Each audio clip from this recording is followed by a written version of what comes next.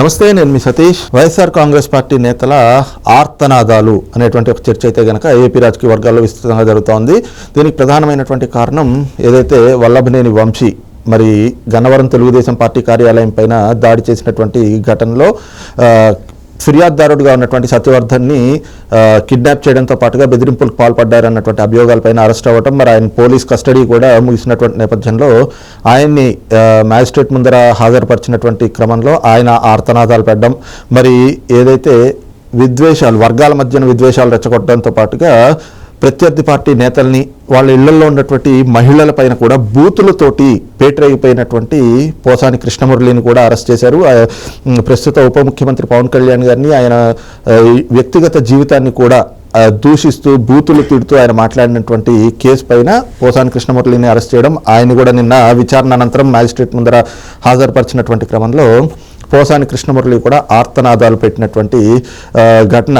మరి ఈ క్రమంలో ఈ నేతల్ని పరామర్శించేందుకు జగన్మోహన్ రెడ్డి జైలుకు వెళ్తారా? ఇప్పటికే వల్లభనేని వంశీ, నందిగాం సురేష్ ఇలాంటి వాళ్ళందరినీ జైలుకు వెళ్లి పరామర్శించిన జగన్మోహన్ రెడ్డి పోసాని కృష్ణమురళిని కూడా జైలుకు వెళ్లి పరామర్శిస్తారా అనేటువంటి ప్రశ్నలు కూడా ఉత్పన్నమవుతా ఉన్నాయి. మరి ఇవే అంశాలపైన మనతో విశ్లేషించేందుకు ప్రముఖ రాజకీయ విశ్లేషకులు అడిస్మల్ శ్రీనివాసరావు గారు ఉన్నారు. సార్ నమస్తే. నమస్కారం అండి. సార్, కోర్టులో వైసీపీ నేతలు వల్లభనేని వంశీ, పోసాని కృష్ణమురళి ఆర్తనాదాలు, మరి ఇదే క్రమంలో ఇంతమందిని జైలుకి వెళ్లి పరామర్శించిన జగన్మోహన్ రెడ్డి పిన్నెల్లి దగ్గర నుంచి వల్లభనేని వంశీ వరకు పోసానిని కూడా జైలుకి వెళ్లి పరామర్శిస్తారా? ఈ రెండు అంశాలపైన మీ విశ్లేషణ ఏంటి? పరామర్శించవచ్చండి. ఎందుకంటే లేకపోతే ఎవరన్నా కొంచెం బుర్ర బుద్ధి ఉన్నవాడు ఎంతగా బాగా చేసిన పనులు మంచివి కాదు, అంత ముందు చేసిన వాళ్ళు మంచిగా అని కాదు, ఇది మరీ నికృష్టం కదా అని ఎవరన్నా చెప్తే ఆగొచ్చు. కానీ అతని బుద్ధి ప్రకారం గ్యారంటీకి వెళ్తాడు, అతని మనస్తత్వం ప్రకారం వీళ్ళందరినీ పరామర్శకి వెళ్ళొచ్చు. అయితే పోసాని కృష్ణమురళి వ్యవహారం చూసుకుంటే జగన్కి అంత భక్తుడిగా ఎందుకు మారాడు అనేటువంటిది విచిత్రం. ఇప్పుడు జీవన భృతి, ఎవడన్నా బతకడానికి కొంత డబ్బు కావాలి, అతనికి పూర్తిగా కంఫర్టబుల్ లైఫ్ ఉంది, చిత్రసీమలో అతనికి ఒక స్థానం ఉంది, సోషల్ స్టేటస్ ఉంది, ఫైనాన్షియల్ గా వెల్ సెటిల్డ్. అతను తన వృత్తి పరంగానే చిన్నగా వచ్చాడు. ఆయన చదువు, బాల్యం, విద్యాభ్యాసం ఎలా సాగినా మద్రాసు వెళ్ళి ఈ సినిమా మన పరుచూరి వెంకటేశ్వరరావు గారు వాళ్ళ దగ్గర, రైటర్స్ దగ్గర, పరుచూరి బ్రదర్స్ దగ్గర పనిచేశాడు. అలాగే తర్వాత కొద్ది కాలం తర్వాత తనే కొంతమందికి అవకాశం ఇచ్చాడు. తన మాటల రచయితగా, కథా రచయితగా స్థిరపడ్డాడు, దర్శకత్వం చేశాడు, నిర్మాతగా ఉన్నాడు, చివరికి నటుడిగా, ప్రస్తుతం నటుడిగా మంచి అవకాశాలు వస్తున్నాయి ఆయనకి, బాగున్నాడు. అయితే ఒక్కొక్కసారి కొన్ని అవకాశాలు, సంపద, ఖ్యాతి అంటే పేరు ప్రతిష్టలు, ఒక సెలబ్రిటీ స్టేటస్, గుర్తింపు వచ్చిన తర్వాత కొంతమందిలో ఒక రకమైన ఆహ్వం పెరుగుతుంది, ఒక రకమైన టెంపరితనం వస్తుంది. ఇతనికి రాజకీయాల్లో కూడా ఇంట్రెస్ట్ ఉంది, ఎలక్షన్లో పోటీ చేసాడు, టీడీపీ సపోర్టర్గా ఉన్నాడు మొదట్లో ఒక 20 ఏళ్ల క్రితం, 2299. అప్పుడు చాలా మంది చంద్రబాబు నాయుడు గారిని పనిచేసే ముఖ్యమంత్రిగా రాష్ట్రంలో మేధావులు, యువకులు, సాధారణ ప్రజలు అందరూ కూడా చంద్రబాబు నాయుడు గారిని 99లో మళ్ళీ తిరిగి గెలిపించుకున్నారు, రెండోసారి ముఖ్యమంత్రి అయ్యాడు. తదనంతరం ఈయన 2009కి వచ్చేటప్పుడు ప్రజారాజ్యంలోకి వెళ్ళాడు, చిరంజీవి గారిని ఆహాబోహో అని పొగిడాడు, కాళ్ళకడే కూర్చునేవాడు. ఈయన ఎలా కూర్చుంటే కాళ్ళ దగ్గర కూర్చునేవాడు. చిన్న హీరో రాజశేఖర్ గారి దగ్గర కూడా ఇతను అలా కాళ్ళ దగ్గర కూర్చునేవాడు. తర్వాత ప్రజారాజ్యంలో ఉన్నప్పుడు కూడా చాలా మంది నోరు బారేసుకున్నాడు, టీడీపీని విమర్శించాడు, బాబు గారిని విమర్శించాడు, కానీ తీవ్రంగా లేదు. జగన్మోహన్ రెడ్డి వాళ్ళ నాన్నగారు పోయిన తర్వాత పార్టీ పెట్టాడు. పార్టీ పెట్టిన తర్వాత రాజశేఖర రెడ్డి గారిని అభిమానించేడు అతను, చంద్రబాబు గారిని విమర్శించేవాడు. జగన్మోహన్ రెడ్డి పార్టీ పెట్టిన తర్వాత ఆ పార్టీలో చేరాడు. పార్టీలో చేరి ఇక టీడీపీని విమర్శించడం మొదలుపెట్టాడు. ఒక స్థాయి దాటి విమర్శించాడు. అంటే అతనికి ఆ బలుపు అనేటువంటిది, టెంపరితనము, తను సంపాదించుకున్న ఆస్తి వల్ల కానీ, డబ్బు వల్ల కానీ, పేరు ప్రతిష్టల వల్ల తనకు ఒక స్థాయి వచ్చినందుకు కానీ, దీన్ని ఏమంటారంటే నడమంతరపు సిరి అంటారు. నడమంతరపు సిరి నరం మీద కుడిపులాంటిది. మీకు మామూలుగా ఎక్కడన్నా ఒక పుండు పడింది అనుకోండి, కుడిపేసింది అనుకో, దాని గాయం నొప్పి ఒకలాగా ఉంటుంది. అదే నరం మీద పుండు పడింది అనుకోండి, దాని సలుపు కూర్చోలేరు, నిలబడలేరు. అలాగే నడమంతరపు సిరి కూడా వాళ్ళని కూర్చొనేవద్దు, నిలబడినవద్దు. వాళ్ళు ఏం చేస్తున్నారో వాళ్ళకి తెలియకుండా వ్యవహారం చేయనిస్తుంది. ఎందుకంటే సిరి కానీ, సంపద కానీ, అధికారం కానీ, హోదా కానీ, సిరితా వచ్చును సలలితముగా నారికేళ సలిలము భంగిని, సిరితా పోయిన పోవును కరిమింగిన వెలగపండు చందమును. అంటే ఒక కొబ్బరికాయలో నీళ్లు మనకు తెలియకుండా ఎలాగొస్తాయో, అలాగే సంపద కూడా మనకు తెలియకుండానే కాలం కలిసి వచ్చినప్పుడు అలా మెల్లమెల్లగా మన శ్రమతో పాటు అది పోగడద్ది. సిరి, సంపద, అధికారం, హోదా కూడా ఎలా పోతాయంటే అది కూడా మనకు తెలియకుండానే పోద్ది. మనకు తెలియకుండానే తప్పులు చేసేసి మనం పోగొట్టుకుంటాం. కరి మింగిన వెలగపండు ఉంటుందా, కాయలాగా ఉంటుంది, దాన్ని మింగేస్తుంది. ఏనుగు కరి అంటే ఏనుగు మింగేస్తుంది. ఎలక్కాయలు మళ్ళీ కొట్టుకునే తిందో అలా తీసుకుని నోట్లో పడేసుకుంటుంది, పొద్దున్నే విసర్జిస్తుంది. ఆ కాయలాగా ఉంటుంది, కొట్టు చూస్తే లోపలే ఉండదు. అంటే ఎలాగ ఎలా మాయమైపోయిందో తెలియదు ఏంటండి.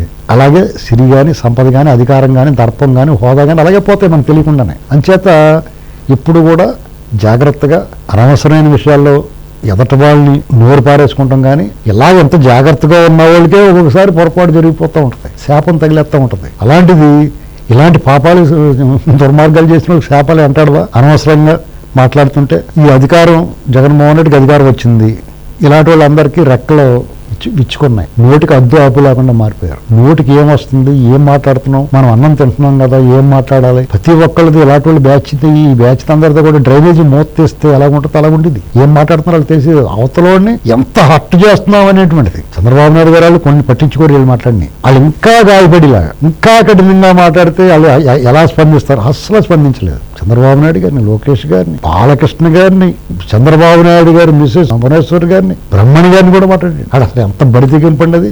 పవన్ కళ్యాణ్ గారిని అయితే చెప్పగలదు. అది మళ్ళీ తెలుసుకోవడం కూడా అభ్యంతరకరం. అంత దారుణంగా మాట్లాడి మనకి ఏమాత్రం ఆ పార్టీతో కానీ, ఆ వ్యక్తులతో కూడా వ్యక్తిగత పరిచయం కానీ, వాళ్ళతో ఏ రకమైన సంబంధం లేని మన మనుషులకి ఆ రోజు పవన్ కళ్యాణ్ గారిని అతను మాట్లాడిన రోజు చూస్తే ఇంటికి ఇలా మాట్లాడుతుండే ఇతను అనిపించిందండి. దారుణం కదా అసలు. అంత దారుణంగా మాట్లాడే అంత తప్పు ఏం చేశాడు ఆయన? నీకు ఏ అపకారం చేశాడు ఆయన?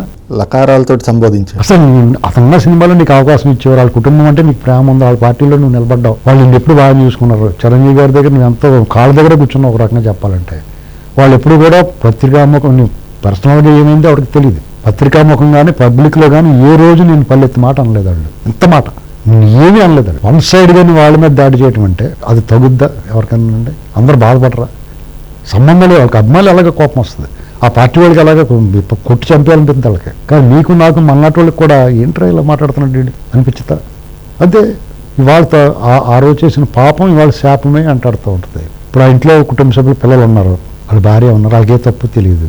ఆ రోజు కూడా వాళ్ళు చెప్పాలి. ఇప్పుడు నేను ఎప్పుడైనా తప్పు మాట్లాడాను అనుకోండి, ఎప్పుడన్నా మీడియాలో మాట్లాడతాను కదా, నేను నాకు ఏదైనా ఇంటర్వ్యూ ఇంట్లో వాళ్ళు చూసినా, నేను టీవీలో చూసినా, నేను ఎవరినైనా పొరపాటున కొంచెం నా నోరు జారితే అలా మాట్లాడకూడదని చెప్తారు మా ఇంట్లో, ఖచ్చితంగా చెప్తారు. నేను అంటే మార్చుకుంటాను. మీలో మిత్రులు కూడా చెప్తారు, తప్పు అలా మాట్లాడేమో వాళ్ళ అది కరెక్ట్ కాదేమో చూసుకొని చెప్తారు. అవును నేను నోరు జారి అని అంటారు. ఒక్కొక్కసారి నోరు జారుతాం కదా, తీవ్ర ఆగ్రహవేశాలకు లోనైనప్పుడు, ఎమోషన్కి లోనైనప్పుడు కొంచెం మన భాష మీద పట్టు కోల్పోతాం.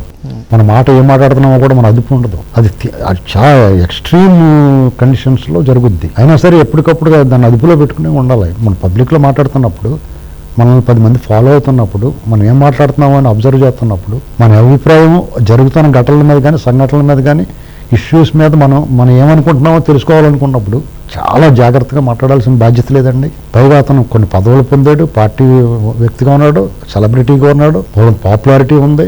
మేమే అలాంటి వాళ్ళు చిన్న వాళ్ళే ఎంత జాగ్రత్తగా ఉంటే అతను ఇంకెంత జాగ్రత్తగా ఉండాలి. బాధ్యత కదా, 10 మందికి ఇన్ఫ్లుయెన్సర్ కదా అతను. అలాంటి మాటలు మాట్లాడిన తర్వాత ఈ కూటమి ప్రభుత్వం ఏమీ కక్ష సాధింపు, కక్షా రాజకీయాలు, ప్రతీకార ధోరణి లేదు. ఇవాళ 8 నెలలు పూర్తి అయిపోయింది, అంతే కదా.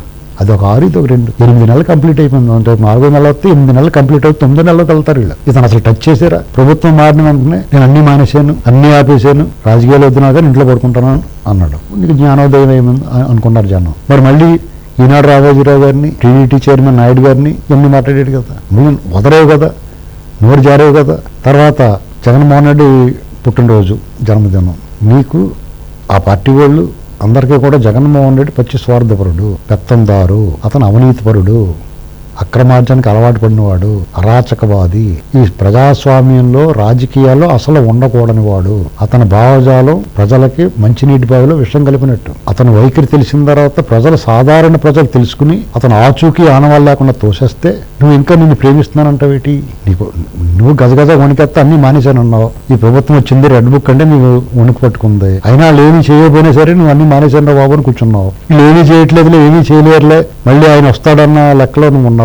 మరి అది కరెక్టా? ఇవాళ నేను మందులు వేసుకోవాలి, హాస్పిటల్ చూపించుకోవాలి, హాస్పిటల్ చూపించుకుని వస్తాను, ఇల్లు రాజా అంటే ఊరుకుంటారా పోలీసు వాళ్ళు? నేను తీసుకెళ్ళడానికి వచ్చిన తర్వాత తీసుకునే వెళ్తారు. తీసుకెళ్లారు. అతని మీద ఒక కేసు కాదండి, 2 చోట్ల పెట్టారు కేసులు. రాజంపేటలో ఉంది, ఇంకో చోట కూడా ఉంది, అన్నమయ్య జిల్లాలో కూడా ఉంది, కంబేల్పల్లి.